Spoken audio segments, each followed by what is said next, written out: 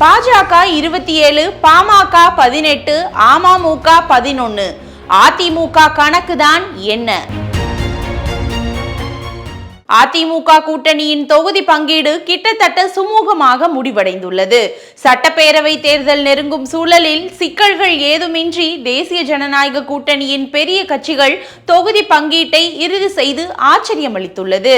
2026 சட்டப்பேரவை தேர்தலில் பாஜக சுமார் 50 தொகுதிகள் வரை எதிர்பார்ப்பதாக தகவல்கள் பரவின. அக்கட்சிக்கு 27 தொகுதிகள் ஒதுக்கப்பட்டுள்ளது. மேலும் அன்புமணி தலைமையிலான பாமகவுக்கு 18 தொகுதிகளும் அமமுகவுக்கு 11 தொகுதிகளும் ஒதுக்கப்பட்டுள்ளன. திமுக ஏற்கனவே இருந்த தனது கூட்டணியில் தேமுதிக, மக்கள் நீதி மய்யம் போன்ற கட்சிகளை கூடுதலாக இணைத்துள்ளது. அது மட்டுமின்றி அதிமுகவின் முன்னாள் முதல்வர் ஓ பன்னீர்செல்வம், முன்னாள் அமைச்சர் வைத்திலிங்கம் போன்றோரையும் திமுகவில் சேர்த்துள்ளது. அதே வேகத்தில் கடந்த சில வாரங்களாகவே ஒவ்வொரு கட்சியாக தொகுதி பங்கீட்டையும் நிறைவு செய்து வருகிறது. இந்த சூழலில் அதிமுக கூட்டணி தொகுதி பங்கீட்டில் இழுபறி நிலவுவதாகவும் பாஜகவுக்கு கூடுதல் இடங்கள் கொடுக்க டெல்லி தலைமை அழுத்தம் கொடுப்பதாகவும் யூகங்கள் பரவின. மேலும் பாமக, அமமுக, தமாக போன்ற கட்சிகள் கூடுதல் இடங்கள் கேட்டு நெருக்குவதாகவும் பேசப்பட்டது. இந்த நிலையில்தான் பாஜக, பாமக, அமமுக என்னும் 3 முக்கிய கட்சிகளுக்கான தொகுதி பங்கீட்டை நிறைவு செய்துள்ளார் இபிஎஸ். அதிமுக அணியில் இரட்டை இலக்க தொகுதிகளை பெறும் கட்சிகள் இவை 3 தான். கடந்த 2021 சட்டப்பேரவை தேர்தலில் அதிமுக கூட்டணியில் பாஜகவுக்கு 20 தொகுதிகள் ஒதுக்கப்பட்டன. அந்த தேர்தலில் பாஜக 2.62% வாக்குகளுடன் 4 தொகுதிகளில் வெற்றி பெற்றது. அதன் பின்னர் அண்ணாமலை தலைவராக பொறுப்பேற்ற பின்னர் பாஜகவின் வளர்ச்சி வேகமடைந்தது.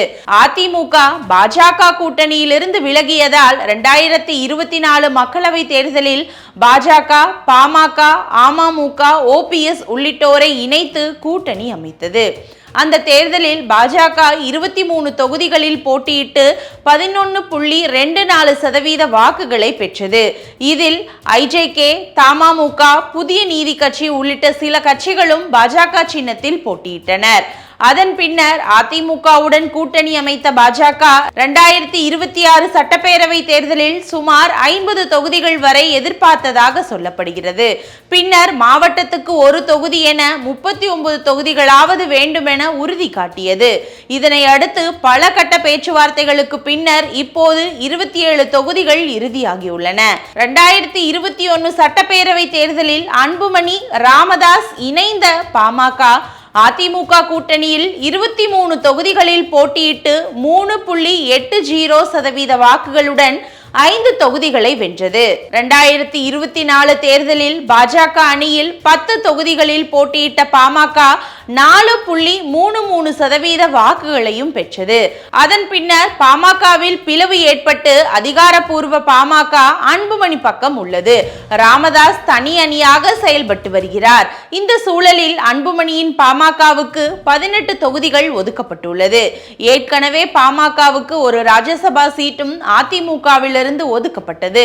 எடப்பாடி பழனிசாமியை கடந்த காலங்களில் கடுமையாக எதிர்த்த டிடிவி தினகரனின் அமமுக 2021 தேர்தலில் தனி அணியாக 165 தொகுதிகளில் போட்டியிட்டு 2.35% வாக்குகளை பெற்றது. பின்னர் அமமுக 2024 தேர்தலில் பாஜக கூட்டணியில் இணைந்து 2 தொகுதிகளில் போட்டியிட்டு சுமார் 1% வாக்குகளை பெற்றது. இந்த சூழலில் அமமுகவுக்கு தற்போது 11 இடங்கள் ஒதுக்கப்பட்டுள்ளது. அதிமுக கூட்டணியில் இன்னும் ஜி.கே. வாசனின் தமாக, ஐஜேகே, புதிய நீதி கட்சி, தமாக, புரட்சி பாரதம், ஃபார்வர்ட் பிளாக் உள்ளிட்ட கட்சிகளுக்கு தொகுதி பங்கீடு இறுதி செய்யப்படவில்லை. அதற்கான பேச்சுவார்த்தைகளும் வேகமாக நடந்து வருவதாக பழனிசாமி தெரிவித்துள்ளார். அதிமுக கூட்டணியில் இழுபறி நீடிப்பதாகவும் டெல்லி தலைமை இபிஎஸ்ஐ நெருக்குவதாகவும் பேசப்பட்ட நிலையில் அதிமுகவின் தலைமை அலுவலகத்துக்கு பாஜக, பாமக, அமமுக தலைவர்கள் வந்து தொகுதி பங்கீட்டை இறுதி செய்துள்ளனர். இதன் மூலமாக அதிமுக அலுவலகத்துக்கு பாஜக தலைவர்கள் வருவதில்லை என்ற விமர்சனத்துக்கு முற்றுப்புள்ளி வைக்கப்பட்டுள்ளது. மேலும் எந்தவித சிக்கலுமின்றி தொகுதி பங்கீடும் இறுதி செய்யப்பட்டுள்ளதாக அதிமுக கூட்டணியினர் தெரிவித்துள்ளனர்.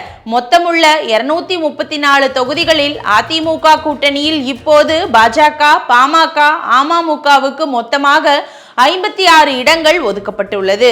மீதமுள்ள 178 தொகுதிகளில் மற்ற கட்சிகளுக்கு 10 முதல் 13 இடங்கள் ஒதுக்கப்பட்டாலும் அதிமுக 165 தொகுதிகளில் போட்டியிட வாய்ப்புள்ளது. 2021 அதிமுக 167 தொகுதிகளில் போட்டியிட்டது குறிப்பிடத்தக்கது. சட்டப்பேரவை தேர்தலுக்காக திமுக கூட்டணியின் தொகுதி பங்கீடு கிட்டத்தட்ட நிறைவடைந்த நிலையில் அதிமுகவும் முக்கிய கட்சிகளுடனான தொகுதி பங்கீட்டை உறுதி செய்துள்ளதால் தேர்தல் களத்தில் அனல் பறக்க ஆரம்பித்துள்ளது.